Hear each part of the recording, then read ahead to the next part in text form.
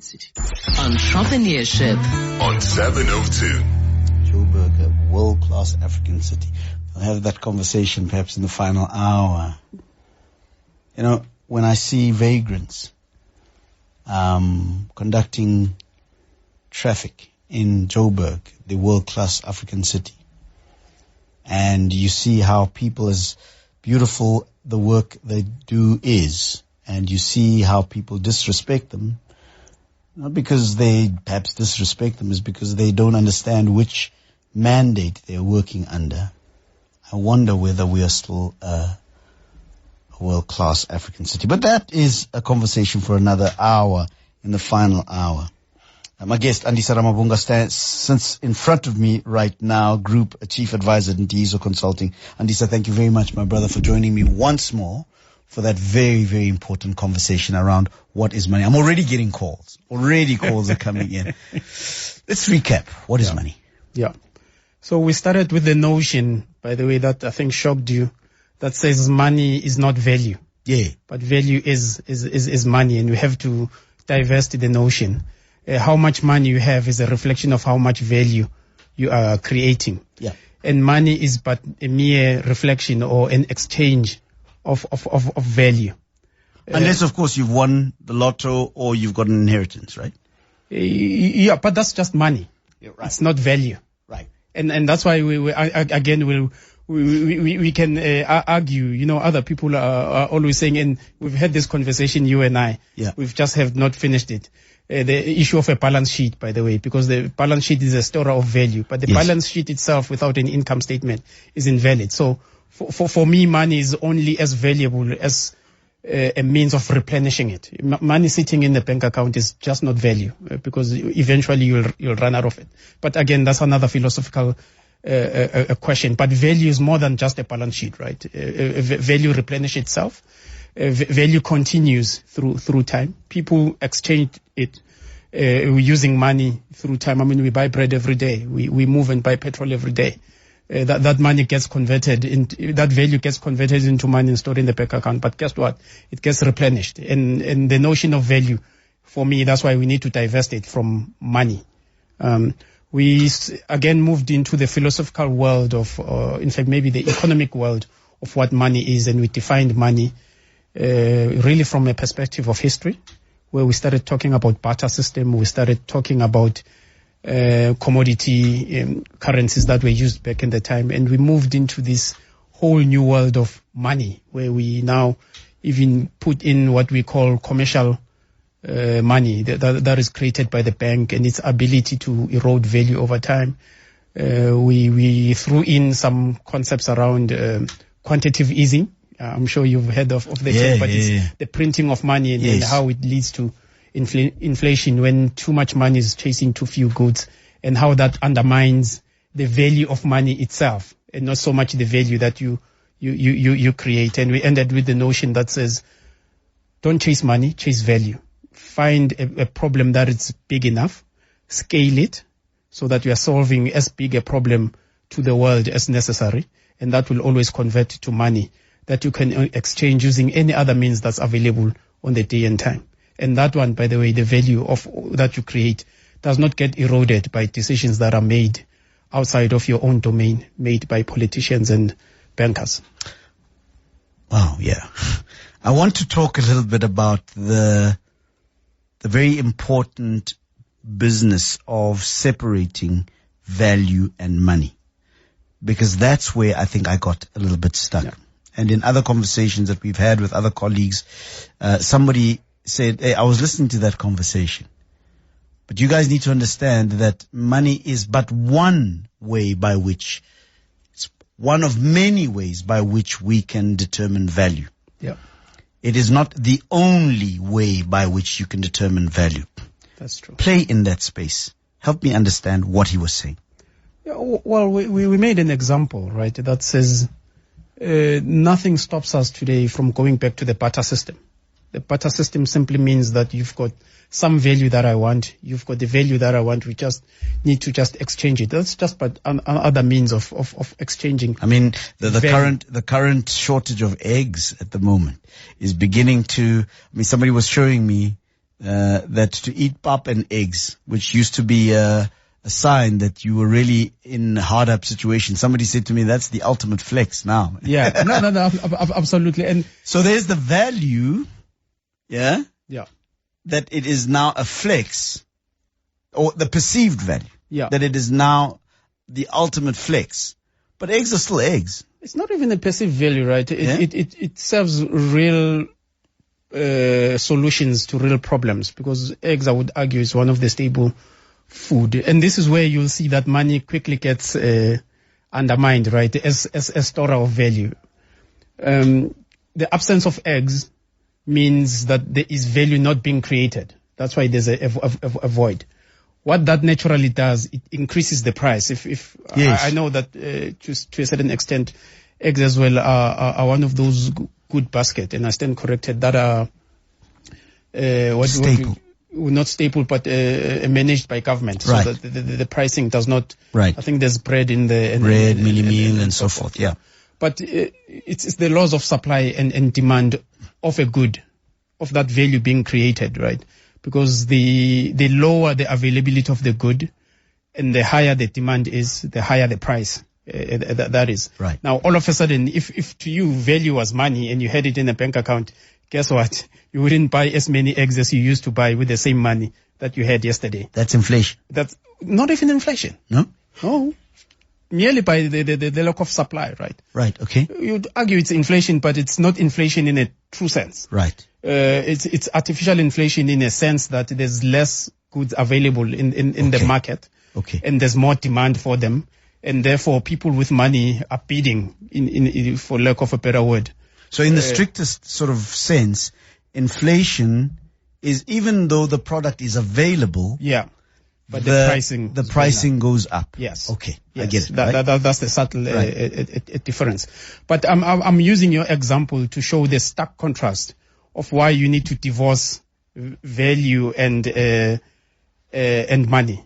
Because you and I are not in the business of maybe hatchery or broiler making. But guess what? The money we have today buys less of the eggs that it used to yesterday, just because of the supply side of things. Now, that's where the value is created, and all of a sudden it's got real life impact on the money that we have. And I guess for me, the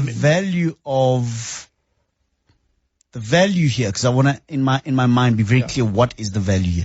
The value might not necessarily be the eggs themselves, but the demand for the eggs. No. So the value, I'm saying value in a sense of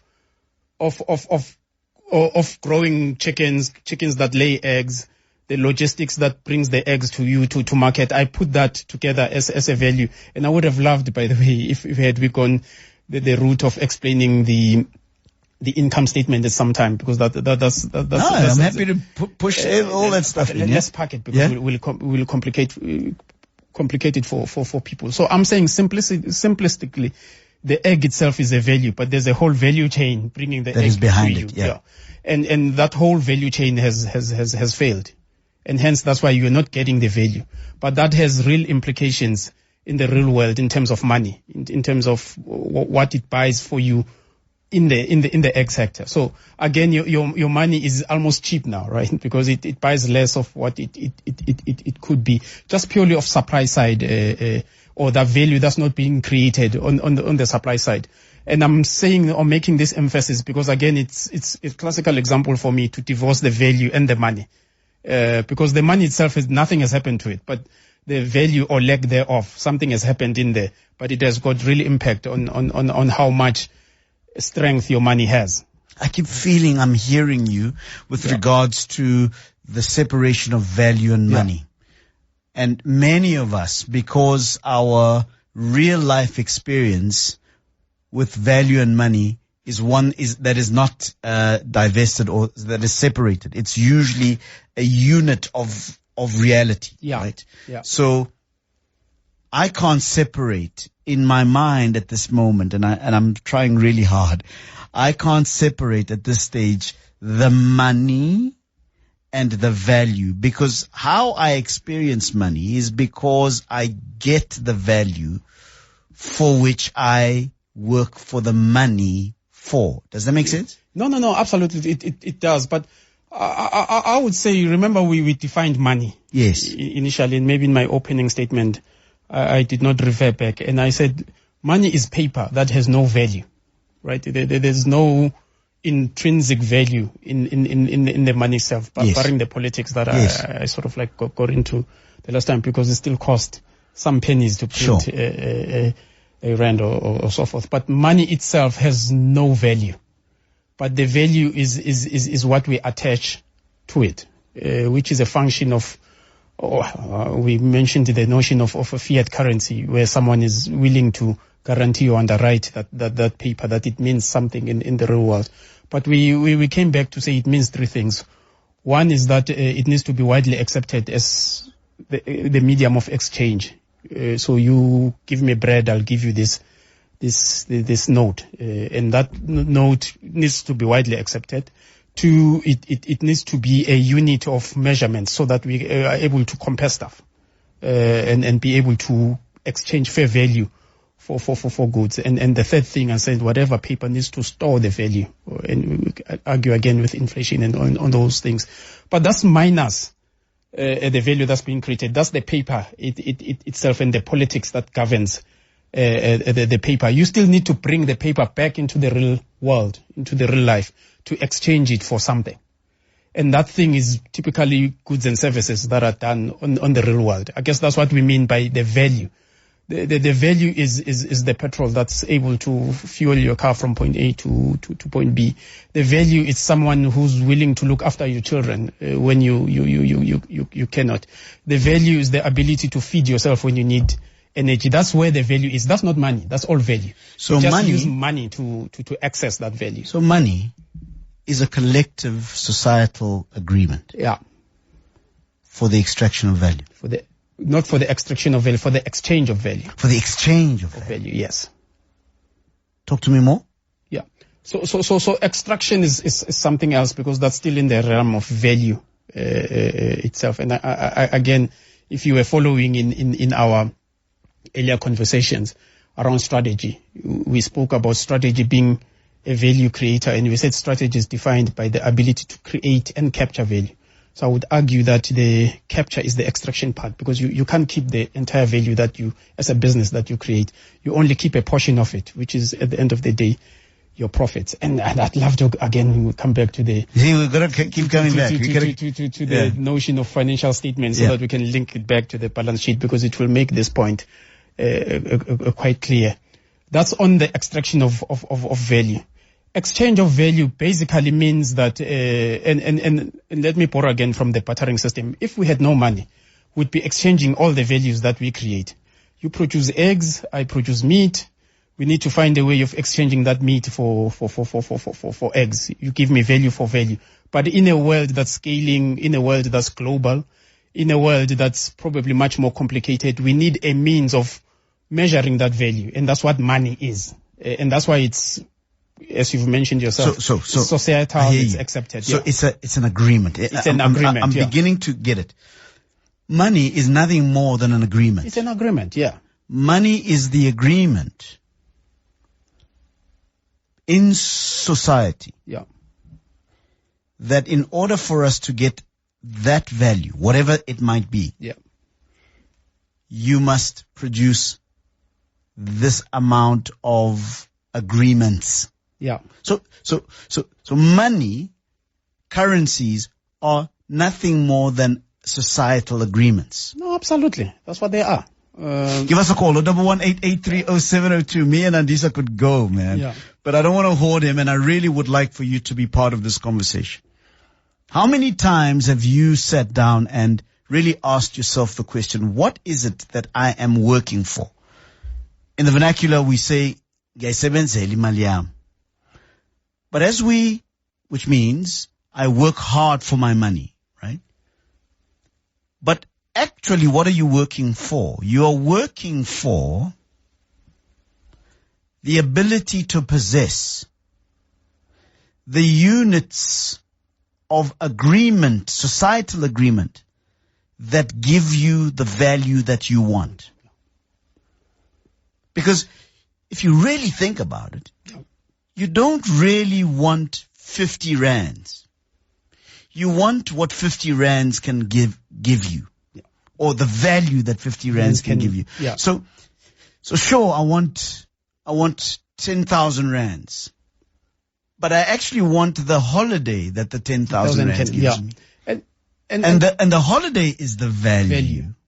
And the 10,000 rand is the unit of agreement societally that says you can have access to these amenities, these beaches, these whatever the case may be. Yeah. Yeah. You're getting, I think, into that spiritual realm that I'd like you to get in, because so you it don't make sense until it got soul, brother. Yeah. So if you think about society today, right, and their inability to earn more money, it's not about exchange of money itself. It's their inability to create value. It means that there is no one who sees more value that they've created, that they are willing to part with more money to access that value. Think about strikes. Think about work, and I don't want to get into the politics of work and the dynamics of society in terms of the working class and so everything is about, I would even argue, scarcity, right? So you think why a doctor gets paid more is because there aren't a lot of them out there. You even argue yourself, specialists gets more paid than general practitioners. It's because there aren't a lot of them in there. So to access that value is not as easy as it is to access that. My mind immediately goes to plumbers. Okay, because these are the guys that are willing to touch certain things that the rest are. Other people are willing to go. You know, there's an interesting business that I met in Kenya about 2 years ago, where a guy is willing to fly to war zones. When everyone is running away from the war zone, he says, okay, I'll fly my plane in there. Can you imagine how much value he is creating? Because all of a sudden, in a world where nothing means anything, right? If you think about the war zone, so there's no food in there, there's no one who's farming, there's no traffic officers to regulate traffic. The guy is willing to go in there and bring the necessary goods that are required, like creating a normal world out of an abnormal world. Can you imagine how much value is attached to that? And safe to say that business is printing money, because it's willing to do things similar to a plumber that no one else is willing to do. And hence the notion, I guess I digress, and I was speaking about the work itself. When people say, I want a raise, I want to be paid my fair share worth, right? It's because they believe that they are creating so much value, and that person is not realizing that value is very less about the money, by the way. It's more about the value, unless obviously you're in a bargaining council where, and again, you will see that's why you need a bargaining council to start with, because the value there starts becoming a bit questionable. But I would argue, because we need to take the calls, lots of calls. Give us a call at 1-883-0702. But I would argue that a bargaining council is almost like a laboratory where these agreements are made as to the fair value that we are going to attach to our exchange. So in other words, it sounds to me that when we have a bargaining council, for example, or a strike, we are recalibrating the agreement. Because ultimately, if I understood you correctly, money is an agreement for the exchange of value. So when we sit down and we have a tete-a-tete, whether it is by the means of strike, a bargaining council, we are trying in that space to renegotiate the agreement. You're challenging my brain now. I'm tempted to say no, because the rules have already been described. Right? They are set. And most of the time you'll find that bargaining, more often than not, is around increasing salaries in marginal areas. And more often than not, they are linked to inflation. Those are the stuff that bankers and politicians it drive us to. So you would argue that it is to compensate for the banking decisions and the political decisions that a few elite take, and therefore you need mass power to almost lift yourself. Not so much out of, because bargaining itself does not really, I don't believe it really leads to prosperity, but it at least elevates standards so that we don't get poorer at the end of the day. But the rules are set. Let's take some calls. 011-883-0702. We continue to ask the question, what is money? And it's great how it's taking us back to things such as the balance sheet, the cash flow, what do you call it? Income statement. The income statement, and all of those ideas. I'm still trying to get my mind around, and philosophically, I suppose, what money is. And it's becoming clearer to me that money is an agreement. It's an agreement. The notes, the Bitcoin, whatever, are the carriers of that agreement. Of that agreement, yeah. So by which I can exchange this agreement for a value. Yeah. I say this because I've been having conversations with Dr. Magwegwe from Nedbank around credit. One of the things he said was something very powerful. He said that it is a network of agreements, of people who've agreed. Yeah. So money is an agreement of society, argued by bankers and politicians and lawmakers and all of those kinds of things, but an agreement that says this is how we exchange value. And when you have enough of those agreements, you then have access to certain amenities of the world which are understood to be value. Yeah. All right, let's take some calls. Mariah is in Sandton. Good evening to you, Mariah. Good evening to you again, Aubrey. Lovely to hear you. Thank you so much for the call. Go ahead, Mariah. Not at all. Thank you. Aubrey, I've got two comments and then I've also got a question. Yep. So the one comment in terms of the bartering system, it brings to mind during COVID when cigarettes and alcohol were banned and how people would trade that for, in exchange for something else, maybe a glass, not a glass, maybe also a glass of wine, I don't know, a bottle of wine for, say, a cooked meal or, for somebody, a bottle of wine for cigarettes, whatever, so I think that worked quite well then. The other thing in terms of value of money, I remember reading a long time ago, apparently, and it was in Italy, some, what we would call a hobo. I don't know if I'm being derogatory. I'm not intending to, but somebody who sleeps in the streets, vagrant, somebody who is homeless. Yep. Yeah, a homeless person who died in those circumstances of complete, deprivation and so forth, and yet had a fortune in the bank. Yeah. So he never traded that, in terms of amenities for himself or, living in comfort and so forth. Yeah. Now, my question is this. So he effectively didn't activate the agreement?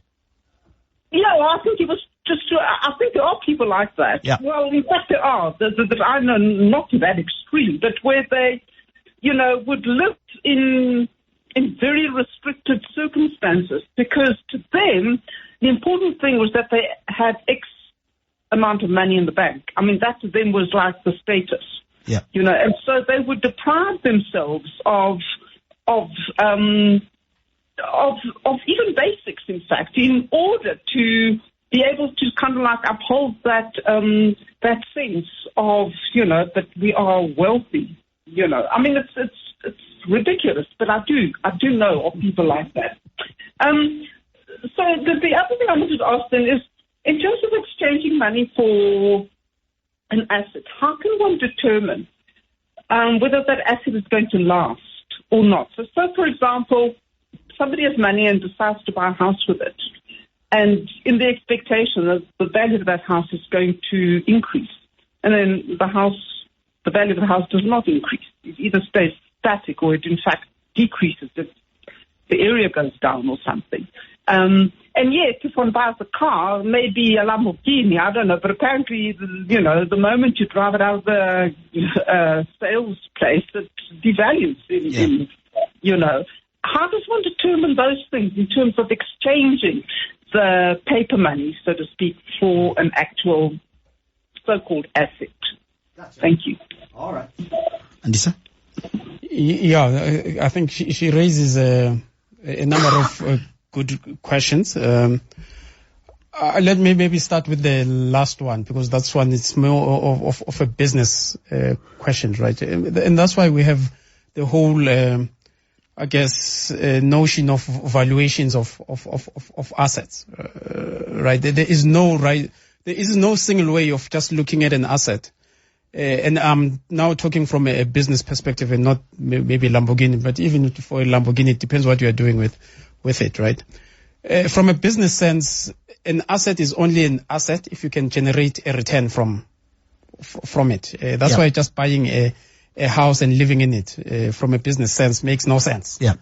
Because it does not generate a return, and assets can be distressed. Remember, you take a bet. That's why there's a due diligence, right? That says you are buying an asset. What does that asset generate? If, for example, it's an ice cream making machine, which is an asset, you ask yourself, okay, but how big is the market that it's servicing? How many ice cream can it sell? I guess that's why.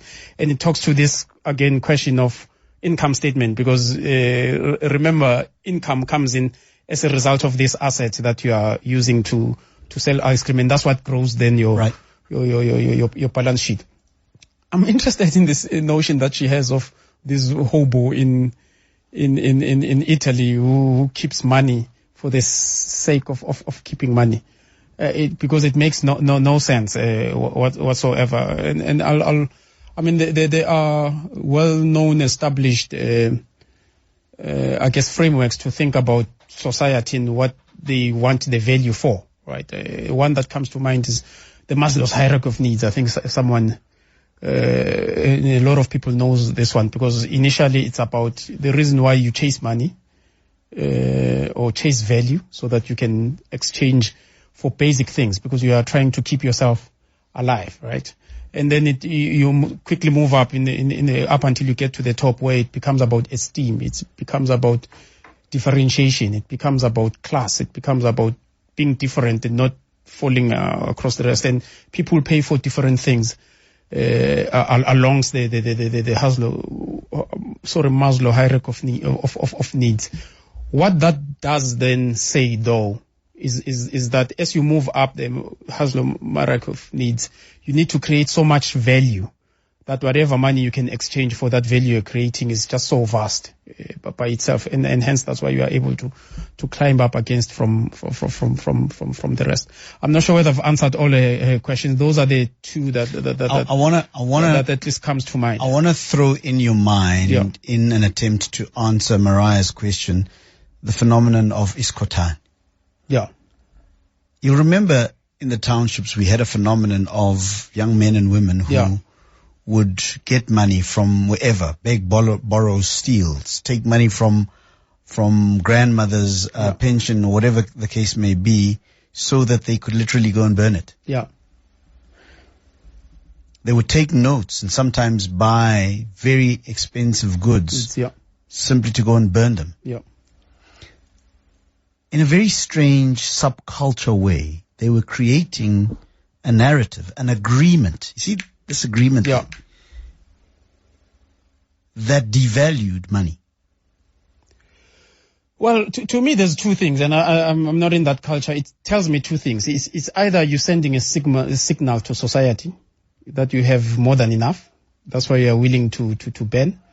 Or you're sending a signal that says material is immaterial. Precisely. There's no value. And I think that was in material. That was the underlying message of that particular subculture. Yeah. That it was saying that these material goods, these trappings of materiality, are valueless. And again, I throw in the Maslow hierarchy of needs. Remember to say, at what level are they doing this? There's no one in the midst of hunger who will burn bread, right? because those would be the can you imagine if everyone lived at level 1 of Maslow, where it's about survival, it's about food, it's about sustenance till you get to the next level. It's very seldom that you'll spill a pint of milk if you have it, or pen bread if you have it, because it's about survival. So I would argue that these are people who are probably at a certain level of society. They've moved beyond maybe the survival level and probably the security level. They're at the point where they have got abundance. And maybe the message itself is not so much about money and what it can buy, but it's about minimalism. And when you reach a certain level in life, to say you can only, or you are only allowed to live with this much. The moment you have plus one over which is above. Probably why the homeless person did what he did? Yeah. Well, there's a growing class now. I saw a documentary on Netflix about minimalism. People would argue that you don't need less is more. Yeah, less is more. I mean, you don't need a cluttered house, for example. You don't need more than two. There was a gentleman who has everything he owns could fit in a bag and used to travel around the world. And again, I guess for me, value means different to different people. Sure. So we can never ascribe one element of value to. It depends what it means to you and what you are willing to pay for it. Engage asks the question: what makes a commodity valued is scarcity, demand. Yeah. A price tag on that commodity, that's what makes the commodity more valued. Am I correct?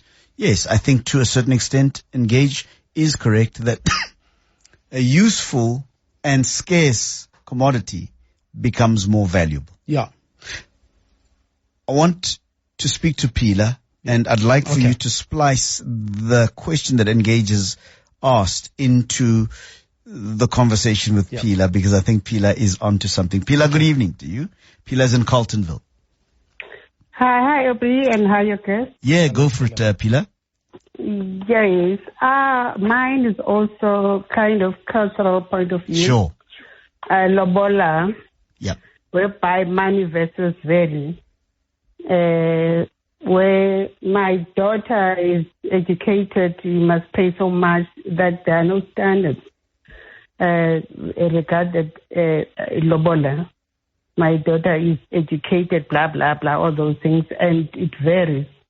Because I remember even my mother used to say, well, if it was up to me, I would never even want my child to be Lobola, because probably people, they use that with, okay, my brother is paying so much for you, then you're being abused for that.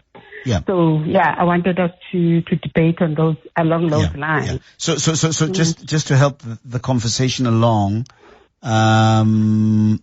you're saying to me that the moment we have money in a situation, we immediately commodify something.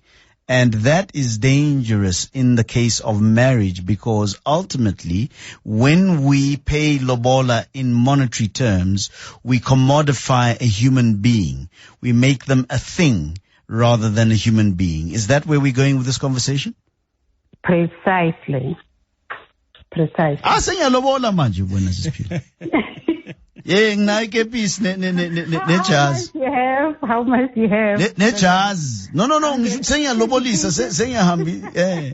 Let's hear what Andisa has to say. Thank you very much for the call. Much appreciated. See, what's important for me is that these questions from Mariah, from Phila, from Engage, all of these are beginning to connect lived experience with this agreement called money. And that means that we begin to have a better understanding of what it is that we're dealing with now. Brilliant question from Phila. Ilobol. Hey, my wife will kill me. Yeah.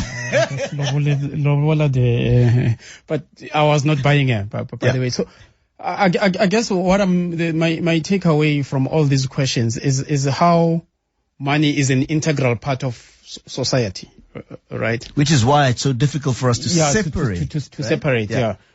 Because I mean, I would maybe to Phila's question to say before there was money, there was lobola. Lobola did not come with money. In fact, it came with kettles.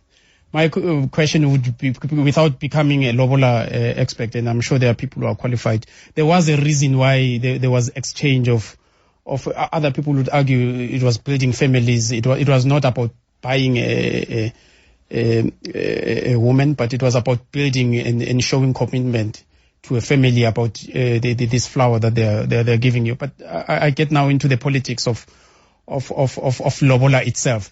But I guess what I am getting, and which I think it is confirming, is that you cannot separate money and culture. I guess money and tradition, because at the end of the day, people are people because of commerce and trade. And that's how we are able to sustain ourselves and improve and then better our lives. And at the center of commerce and trade is money. And we started with the history of barter and so forth. But yeah, I'm not qualified, Aubrey, to get into the realm of tradition and before you move on. I think it brings us very, very interestingly into the realms of what a colleague of ours said about value and the measurement of value. Yeah. That value is not only measured by money. Yeah. That money is but one of the measurements of money. And I think it goes to what you said earlier on, that the value of the relationship between the two families as a result of the union between these two young people was at some point understood in terms of cattle. Not money. Right? In terms currency. Of cattle, not currency. Yeah. And you could argue that the cattle was a form of currency too. But I think the point is being very powerfully made at the moment to say that money, as we understand it now, whether it's in the Bitcoin sort of form or the note or whatever the case may be, is but a way by which I acknowledge that I am exchanging this agreement for the value that you have that I need. In fact, I love the lobola example. You see it? You see that thing? Think about when you marry a princess. Yeah. The amount of cows you'd part with, the currency you'd part with, is much, much, much greater. Than if you were marrying a commoner. Right. And again, it's about the perceived value of accessing relations in a kingdom. So it's not necessarily about the princess. No. But it is what the princess holds as a symbol of value into a particular network of amenity. Yeah. I mean, I'm really now breaking it down. Absolutely. But really what it is that when we exchange cows or money for the relationship that provides us with the prospects of continuation. I want to direct. Yes. So in other words, it's you're not buying the woman. No. You are entering into an agreement that gives you access to your continued existence in future. In future, yeah. That's the value. That's the value. And again, it's separate from the currency. I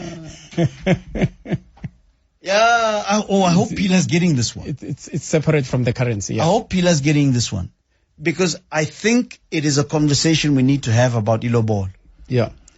Because the commercial, the rabid commercial sort of society we live in now, the highly commodified society we live in now, has made us forget what lobola was for initially. Initially, yeah.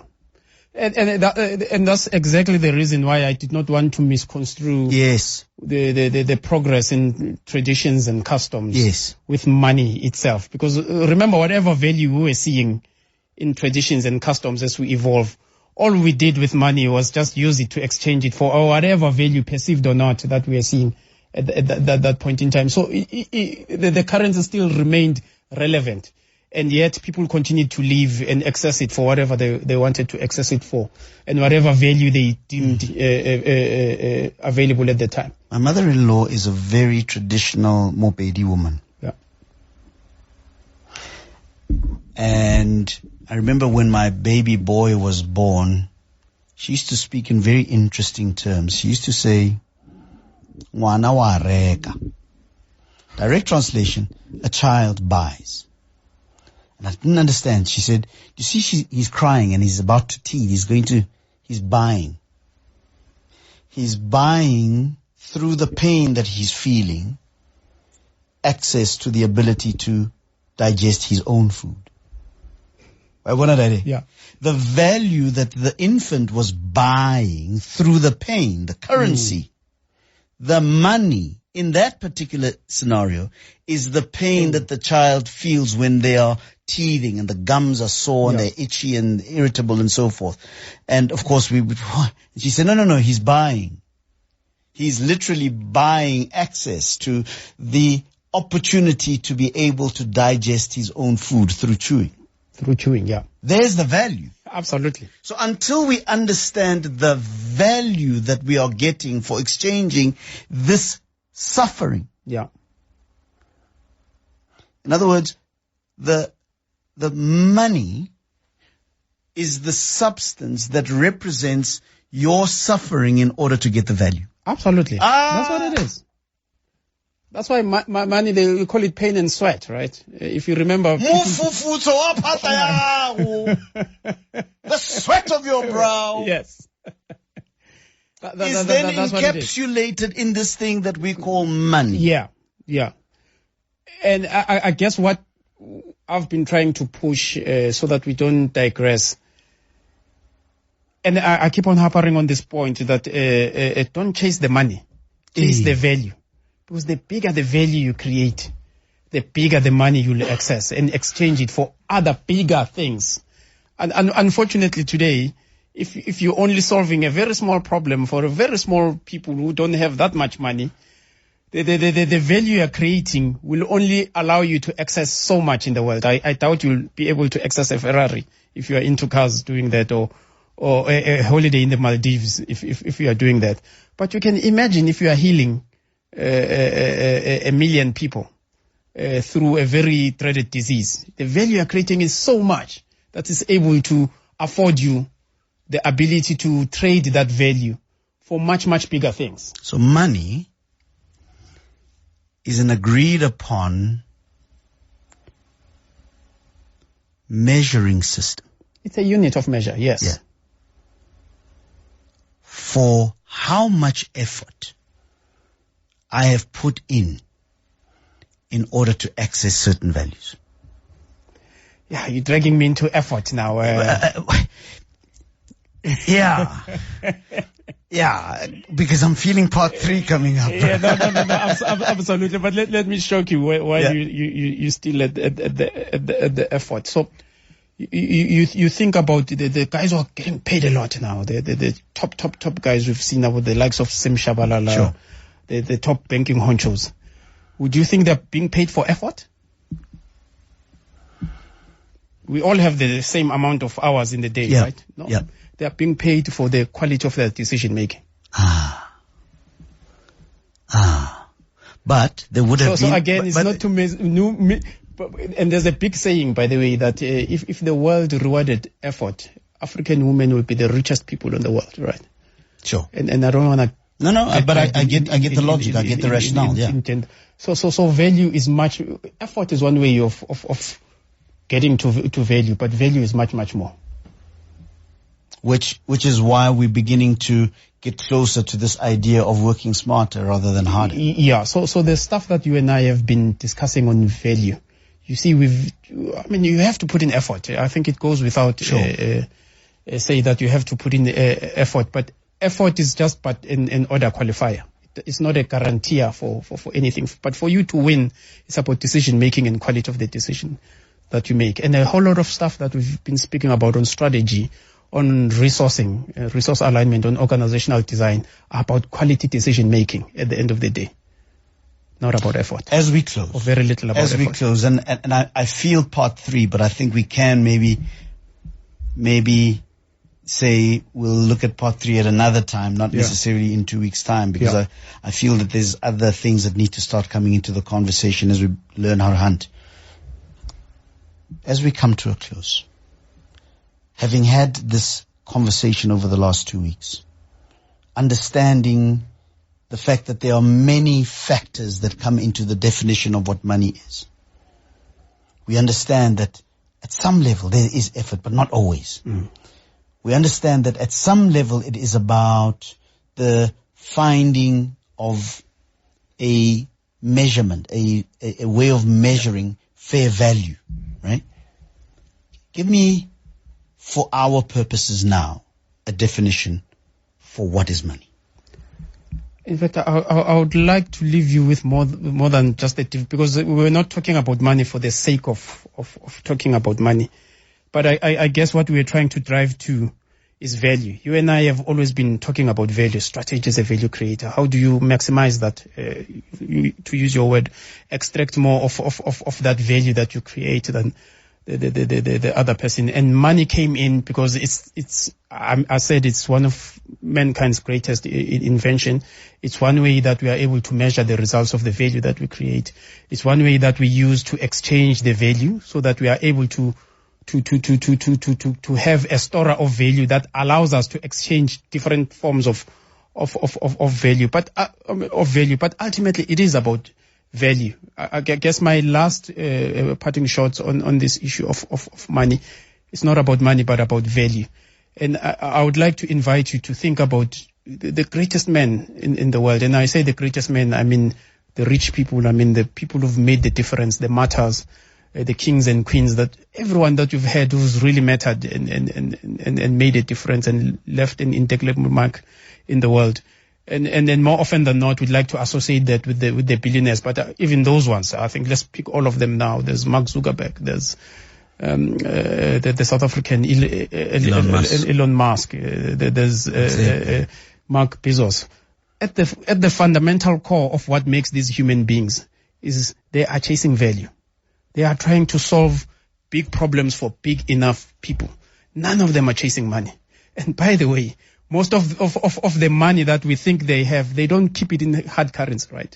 They keep it in stock in their businesses, because guess what? That one does not get eroded by the money. Whatever bankers and politicians do, it does not erode what that value is worth. Andisa Ramabunga, I've got to stop you. I could listen to you for hours. Yeah. Andisa Ramabunga is Group Chief Advisor at Ndiso Consulting Group. We've been talking about what is money and some deep insights. Thank you very much for listening, and I hope that you've gotten value out of this. How do people get in touch with you, Andisa? Yeah, so you can get hold of me at info@ndisoconsulting.co.za, or alternatively go to our website, www.ndisoconsulting.co.za, and my details are there, and everything we do is in there as well. Much appreciated.